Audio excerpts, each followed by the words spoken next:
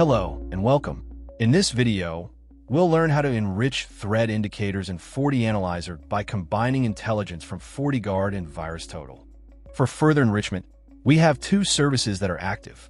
Of course, FortiGuard is built in and always on, but we can also move to incidents and alerts automation active connectors. We can see that the VirusTotal connector is configured and enabled.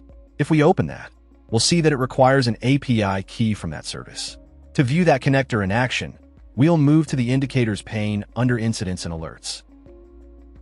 Here we have the Central IOC Inventory for this environment. It has a chart view at the top and a table view beneath. Indicators are extracted automatically from incidents as events correlate, so this inventory builds itself from real detections, or they can be added manually. The view is fully searchable and filterable.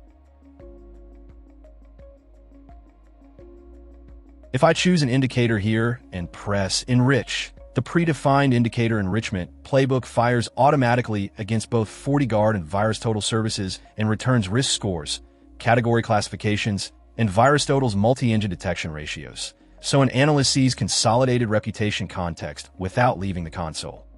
We can then save enrichment data for review later if needed, like we're doing now.